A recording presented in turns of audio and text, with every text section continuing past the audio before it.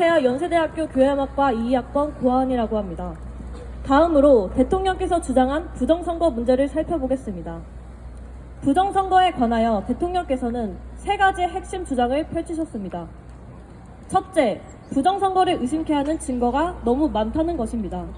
일부의 예시로 투표함 검토 과정에서 발견된 가짜 투표지, 21대 총선 당시 미래통합당 집계 결과가 제대로 반영되지 않았던 전자개표기의 이상 작동, 투표지에서 발견된 화살표 표시, 배추잎 모양의 투표지, 관리관 도장이 없는 투표지, 인천 연수일과 남양주 재검표장에 나타난 신권다발처럼 빳빳한 관내 사전투표용지, 연수구 선거인 명부와 주민등록 시스템 명부의 불일치, 20대 대선 당시 유선에서 무선으로 변경된 선관위 시스템, 사전투표 과정에서 CCTV 가리기, 참관 방해, 오류율이 10%나 되는 본인 확인기, 선관위 보안 점검 점수가 31.5%에 불과한 허술한 보안 체계, 2000시 투표지 화재 사건, 22대 총선 사전 투표가 끝난 후 서울 선관위에 잡힌 화해의 와이파이, 구리시에서 부정선거 증거를 신고한 참관인이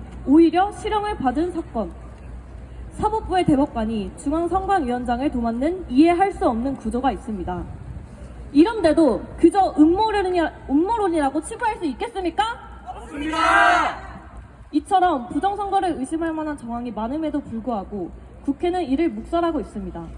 현 야당 대표인 이재명 의원조차 과거 부정선거 의혹을 제기했지만 지금은 같은 주장을 하는 사람들을 극우로 몰고 있습니다. 여당 역시 부정선거 의혹을 다루지 않으려고 합니다. 둘째, 선관위의 시스템은 허술하고 조작 가능성이 크다는 것입니다. 보안 점수가 낮고 전자개표기에 오류 정황이 있는 점을 고려할 때 선관위의 전산 시스템은 해킹과 조작의 무방비 상태라는 것입니다. 선관위는 투표자 수와 실제 투표자 수가 일치하는지 확인하는 검증조차 거부했습니다.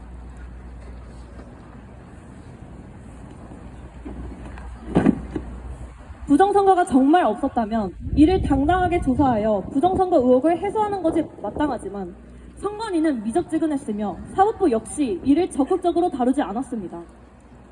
부정선거 의혹이 단 하나라도 제기된다면 철저한 수사를 통해 진상을 밝혀야 합니다. 부정선거는 국민의 주권을 도둑질하고 자유민주주의를 무너뜨리는 심각한 범죄이기 때문입니다. 셋째, 부정선거는 거대한 세력 없이 불가능하다는 것입니다.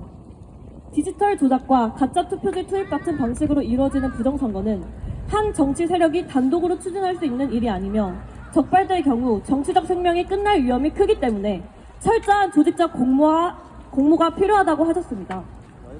대통령께서는 부정선거가 첫 번째 여론 조작과 두 번째 투개표 조작을 통해 이루어진다고 보셨습니다. 특정 정치 세력이 장악한 여론조사 시스템, 선관위의 확인 거부 및 은폐, 국정원의 해킹 의혹 제기에도 선관위가 무대응, 북한의 해킹 공격 경고에도 대법원이 묵살, 부정선거 증거 제출에도 법원이 전부 기각, 부정선거 수사를 위한 압수수색 영장 모두 기각, 이렇듯 사법부마저 부정선거 의혹을 철저히 묵살하고 있는 상황에서 대통령께서 비상대응 외에 어떤 방법으로 이를 타켓할 수 있었을까요?